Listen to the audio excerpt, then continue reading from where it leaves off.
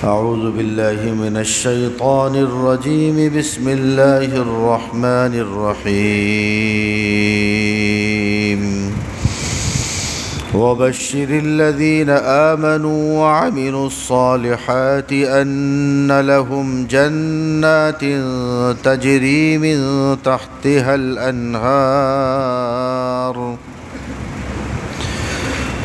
كلما رزقوا منها من ثمرة رزقا قالوا هذا الذي رزقنا من قبل وأتوا به متشابها ولهم فيها أزواج مطهرة وهم فيها خالدون صدق اللہ مولانا العظیم۔ پچھلی تفسیر میں جو آیت ختم ہوئی تھی اس میں اللہ رب العزت نے ارشاد فرمایا تھا اعدت للکافرین، جہنم کے بارے میں بات چل رہی تھی اور یہ فرمایا تھا کہ یہ جہنم اور اس کی آگ جس کا ایندھن انسان اور پتھر ہوں گے وہ کافروں کے لیے تیار ہوگی۔ کافر اور مشرک کا فرق میں بتا چکا ہوں۔ مشرک جو اللہ کی ذات میں صفات میں کسی کو شریک کرے وہ مشرک ہوتا ہے، اللہ کا انکار کر دے، اس کی قدرت کا انکار کر دے، محمد مصطفیٰ کی رسالت کا انکار کر دے تو وہ شخص کافر ہوتا ہے۔ لہٰذا ایسی آگ جس کا ایندھن انسان اور پتھر ہوں گے اس آگ سے مختلف ہوگی۔ جس آگ کو ہم دیکھتے ہیں جس کا ایندھن لکڑی ہے، اس آگ سے وہ مختلف آگ ہوگی جس کا تذکرہ قرآن کریم نے یہاں کیا ہے، اس کا ایندھن ہی انسان ہوں گے اور پتھر ہوں گے۔ پتھر سے مراد وہ معبودان باطل ہیں جن کو تراش کر بت بنا لیے گئے تھے، تو اپنی آنکھوں سے دیکھیں گے کہ جن کی ہم عبادت کرتے تھے آج یہ آگ کا ایندھن بنے ہوئے ہیں۔ پھر کفر اور شرک کے تذکرے کے بعد مومنوں کا تذکرہ ہے۔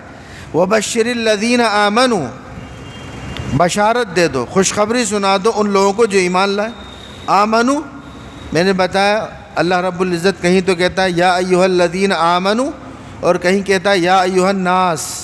یا ایھا الذین آمنو سے وہ مراد ہوتے ہیں جو ایمان لائے، یا ایھا الناس میں سب مراد ہوتے ہیں، کافر، مشرک، عیسائی، یہودی، بدھسٹ، دہریے، لادین سب مراد ہوتے ہیں۔ وبشر الذین آمنو، خوشخبری سنا دو ان لوگوں کو جو ایمان لائے، وعملوا الصالحات اور جنہوں نے نیک عمل کیا۔ عملوا الصالحات اعمال صالحہ اردو میں استعمال کرتے ہیں، ہم نے دیکھا ہے اب اعمال صالحہ۔ وعملوا الصالحات اور جن لوگوں نے نیک اعمال کیے، ان لہم جنات، ان کے لیے جنتیں ہیں۔ جنت کے معنی آتے ہیں باغات، اور جنت ایک خاص اللہ کا مہمان خانہ ہے جس میں ہر قسم کی نعمتیں ہوں گی، بلکہ قرآن احادیث میں آتا ہے کہ قرآن کریم میں ہے کہ وفیہا ما تشتہیہ الانفس، اس میں ہر چیز وہ ملے گی جو انسان کی خواہش ہوگی، جو انسان چاہے گا۔ انسان کا دل چاہ رہا ہے کہ صاحب کوئی شہد کھائے تو شہد کی نہریں ہوں گی، انسان کا دل چاہ رہا ہے صاحب دودھ پیے، اس کا تو تذکرہ قرآن میں ہے ہی ہے۔ جیسا کہ یہ آیا کہ من تحتها الانہار، اس کے نیچے نہریں بہہ رہی ہوں گی۔ من تحتها الانہار، نہر کی جمع انہار، نہریں بہہ رہی ہوں گی۔ تو چار قسم کی نہریں ہوں گی اس میں، ایک دودھ کی نہر ہوگی، ایک شہد کی نہر ہوگی، ایک پانی کی نہر ہوگی اور ایک شراب کی نہر ہوگی۔ وہ شراب یہ گندی شراب نہیں ہوگی بلکہ پاکیزہ شراب ہوگی، اللہ رب العزت نے خاص جنتیوں کے لیے وہ تیار کر رکھی ہوگی۔ لہذا ایسے مومنوں کے لیے جنہوں نے جو ایمان لائے اور عمل صالحہ کیا ان کے لیے جنتیں ہیں، اور جنت میں نعمتیں کیا کیا ہیں؟ نہریں ہیں۔ اور نہریں کس کس کی ہیں؟ دودھ کی نہر ہے، شہد کی نہر ہے، پانی کی نہر ہے اور شراب کی نہر ہے۔ پھر فرمایا کلما رزقوا منہا من ثمرۃ رزقا، جب ان کو کوئی رزق دیا جائے گا، کوئی پھل دیا جائے گا، قالوا تو یہ کہیں گے ھذا الذی رزقنا من قبل، یہ تو ہمیں پہلے بھی دیا گیا تھا، وَأُتُوا بِهِ مُتَشَابِهًا، اور اس جیسے پھل ہم نے دنیا میں بھی کھائے تھے۔ انار جنت میں بھی ہوگا، گرچہ مزے میں مختلف ہوگا لیکن شکلیں ان کی ملتی جلتی ہوں گی، تو وہ دیکھ کر کہیں گے کہ یار یہ تو انار ہے، یہ آم ہے، یہ سیب ہے، یہ یہ جو ہے انگور ہیں، یہ تین یعنی انجیر ہیں جس کا قرآن کریم میں بھی آیا ہے، والتین والزیتون یہ قرآن کریم میں بھی آیا ہے، اور قرآن کریم میں رمان کا لفظ آیا، رمان کے معنی آتے ہیں انار کے، اور سورہ نبا میں آخری جو آیتیں ہیں، جو آخری رکوع اس کے شروع میں آیا ہے وَأَعْنَابًا، اعناب عنب کی جمع ہے یعنی انگور اس میں ہوں گے، تو کچھ پھلوں کا تو اس میں ذکر ہے، لیکن سارے پھلوں کا ذکر کرنا یہ ممکن نہیں تھا۔ اگر سبھی پھلوں کا ذکر کیا جاتا تو پھر قرآن کریم پھلوں کی کتاب ہو جاتی، اس میں مجموعی طور پر۔ قرآن کریم کی بات یہ ہے کہ اصولی کتاب ہے، ایک چیز بیان کر دی جاتی ہے اور پھر اس کے ضمن میں اس طرح کی تمام چیزیں شامل ہو جاتی ہیں۔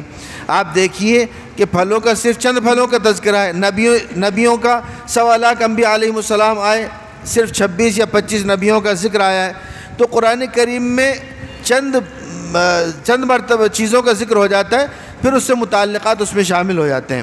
اگر نبیوں کا ذکر کرتا تو اتنی موٹی تو کتاب نبیوں کی ہو جاتی، اتنی موٹی کتاب پھلوں کی ہو جاتی۔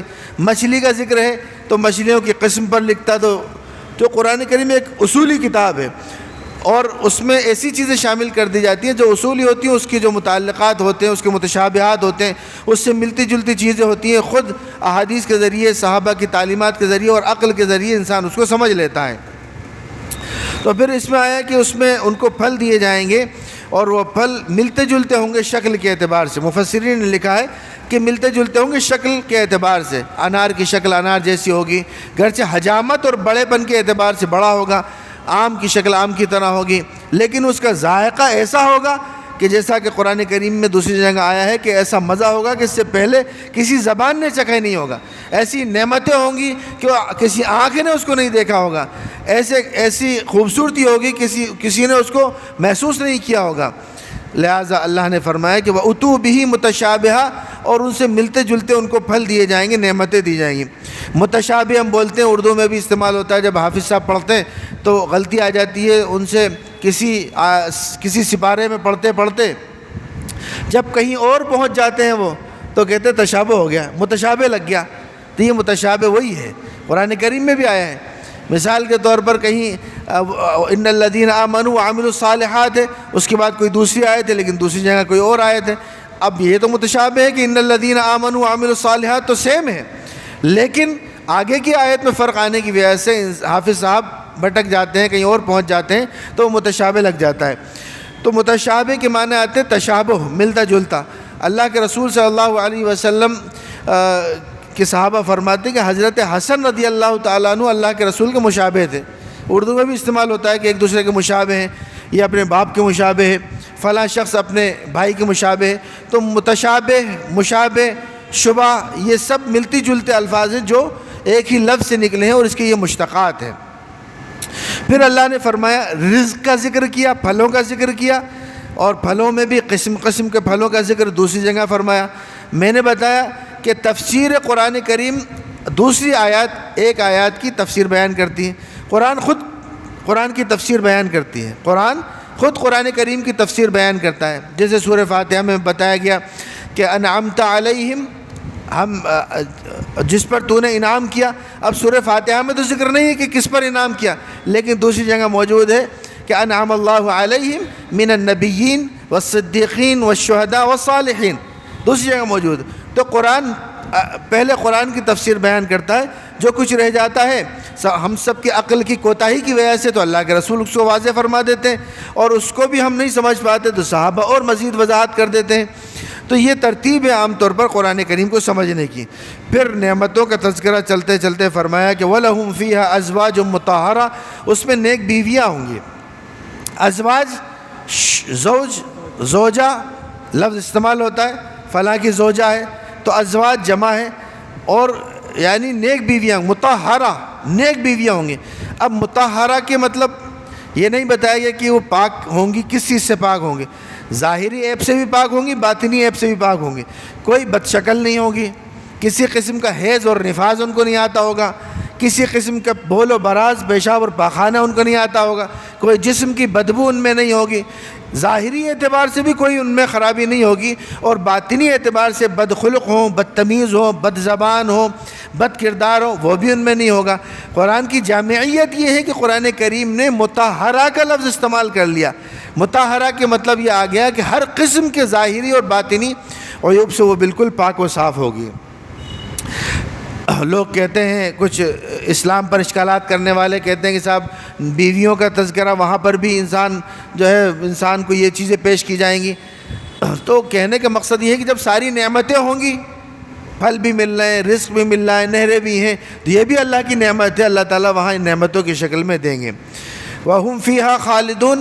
عام طور پر ڈر اس بات کا لگا رہتا ہے کہ انسان کو کوئی نعمت ملے اور وہ نعمت اس سے چھین لی جائے 15 دن بعد، مہینے بعد، 2 مہینے بعد، سال بھر بعد، لیکن جنت کی جتنی نعمتیں ہوں گی، قرآن کریم کہتا ہے کہ ہم فیہا خالدون، ان نعمتوں میں انسان ہمیشہ ہمیشہ رہے گا۔ خالدون، ہمیشہ ہمیشہ رہے گا۔ اور خلود اس چیز کو کہتے ہیں جس میں دوام ہو، ہمیشگی ہو، جس کا کوئی انتہا نہ ہو، جس کا کوئی خاتمہ نہ ہو۔ پھر اللہ رب العزت ارشاد فرماتا ہے، ان اللہ لا یستحیی، بے شک اللہ، ان اللہ، بے شک اللہ، لا یستحیی، لا مانے نہیں، لا یستحیی، اسے شرم نہیں آتی اللہ تعالیٰ کو، ان یضرب مثلا، کہ وہ مثال بیان کرے، بعوضۃ، بعوضہ کہتے ہیں مچھر کو۔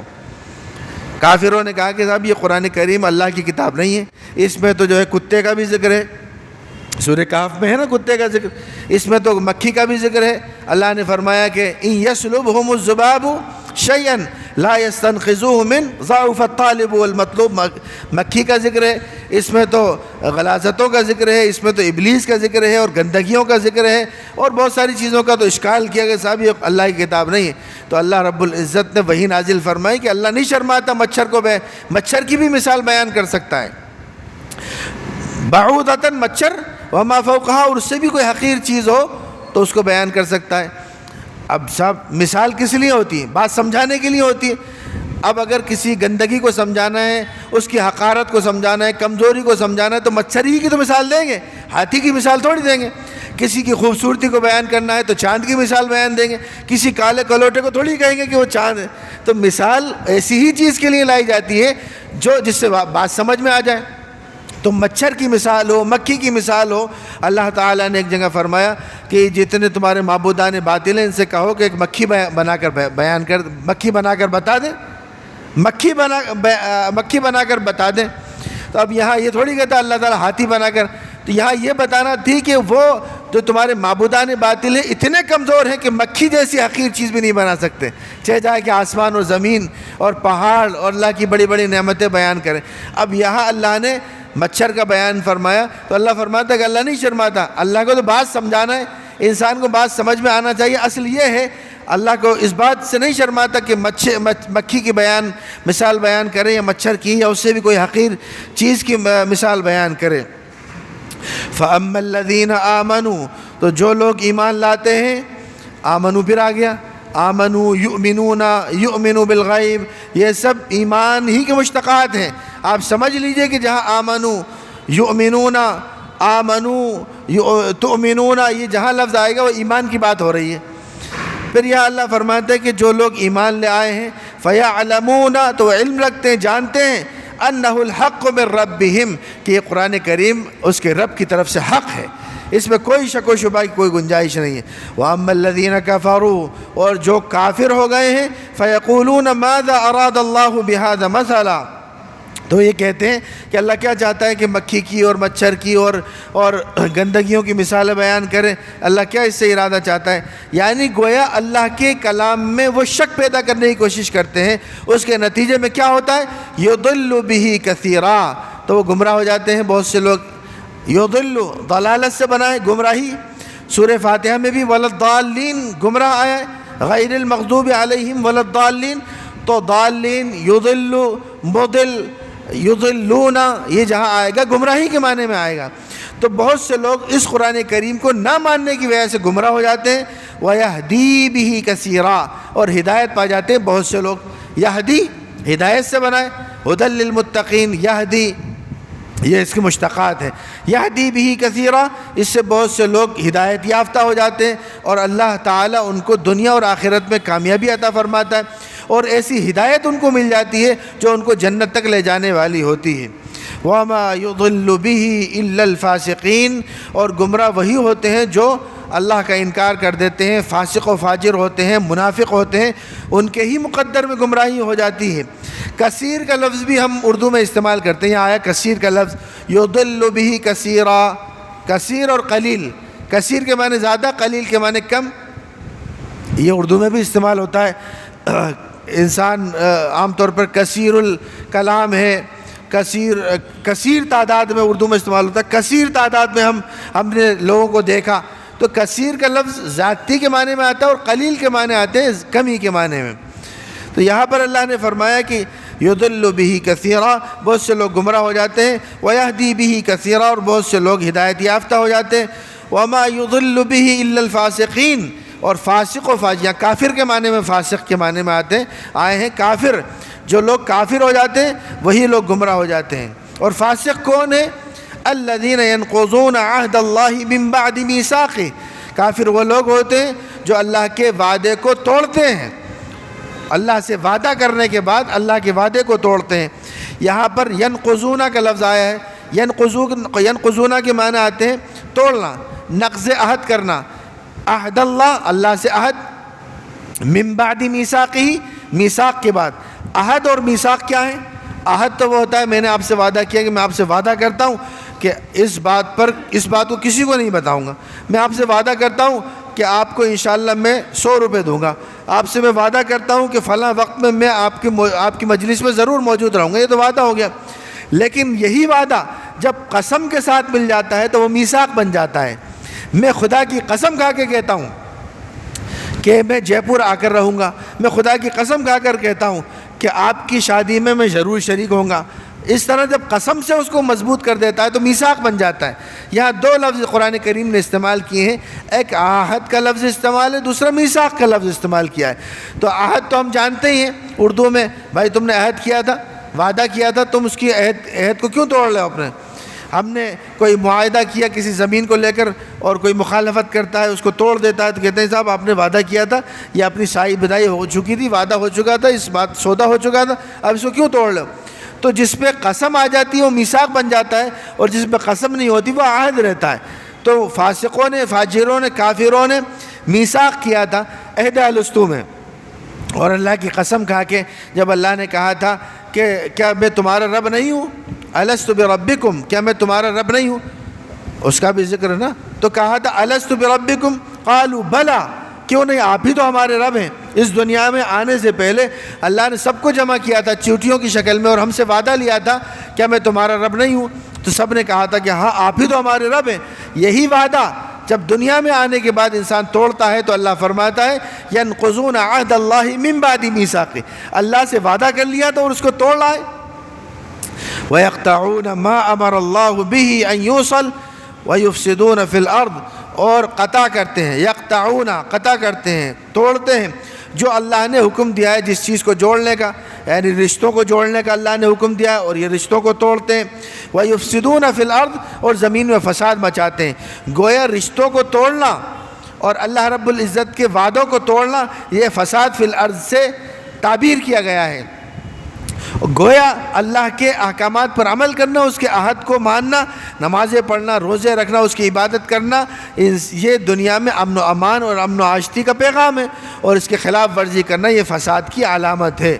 اولئک هم الخاسرون، یہی لوگ ناکام اور نامراد ہیں دنیا میں بھی اور آخرت میں۔ یا پھر اولئک آ گیا، اولئک ذالک شروع میں آیا تھا، میں نے بتایا تھا، گردان بھی یاد کرائی تھی کچھ ساتھیوں کو کہ ذالک ہذا مانے یہ، ذالک مانے وہ، ذالک وہ ایک مرد، ذالک وہ 2 مرد، اولئک وہ سب مرد۔ اولئک قرآن کریم میں بہت آیا، سب کے لیے آتا ہے، عورت اور مرد جمع کے لیے آتا ہے، اور ذالک الکتاب ایک کے لیے آتا ہے، ذالک 2 کے لیے آتا ہے، ہذا اس میں اشارہ قریب کے لیے آتا ہے، اور پھر یہاں ہم آیا ہے، ہوا ہما ہم، ہیا ہما ہنہ، انتا انتما انتم، تو یہ بار بار میں نے بتایا تھا کہ گردان یاد کر لیں گے تو آپ کو آسان ہوگا۔ اولئک هم الخاسرون، یہی لوگ خسارے والے ہیں۔ خاسرون خسارے والے ہیں، اردو میں بھی استعمال ہوتا ہے خسارے کا۔ اردو میں بہت سے الفاظ ایسے ہیں جو قرآن کریم کے استعمال ہوتے ہیں، ذرا ہم غور کریں، دماغ لڑائیں، سوچیں تو ہمیں بہت سی چیزیں سمجھ میں آ جاتی ہیں۔ یہاں پر اللہ رب العزت نے مومنوں کا ذکر کیا اور اس کی جنت کی نعمتوں کا ذکر کیا، اللہ کے عہد و پیمان کا ذکر کیا، اور قرآن کریم کو چھوڑنے کے نتیجے میں جو لوگ گمراہ ہو جاتے ہیں اس کا ذکر کیا، اور جو قرآن پر عمل کرتے ہیں اس کا ذکر کیا۔ اللہ تعالی ہم سب کو قرآن کریم سے صحیح معنی میں وابستگی عطا فرمائے۔ آج ہم نے 25ویں آیت سے لے کر اور 27ویں آیت تک کا مختصر ترجمہ اور تفسیر آپ کے سامنے پیش کی ہے۔ اللہ تعالی مجھے بھی مرتے دم تک قرآن کریم سے تعلق اور وابستگی نصیب فرمائے، اور آپ کو اور آپ کی نسلوں کو اور ہماری نسلوں کو قرآن کریم سے محبت اور تعلق پیدا فرمائے، اور قرآن کریم سمجھنے کی ہم سب کو توفیق عطا فرمائے۔ وآخر دعوانا ان الحمد للہ رب العالمین۔ اللہم انت السلام ومنك السلام وإليك يرجع السلام، حينا ربنا بالسلام وأدخلنا الجنة دار السلام، تباركت ربنا وتعاليت يا ذا الجلال والإكرام، اللهم أحسن عاقبتنا في الأمور كلها وأجرنا من خزي الدنيا وعذاب الآخرة، اللهم وفقنا لما تحب وترضى واجعل آخرتنا خيرا من الأولى، صلى الله تعالى على خير خلقه محمد وعلى آله وأصحابه أجمعين برحمتك يا أرحم الراحمين۔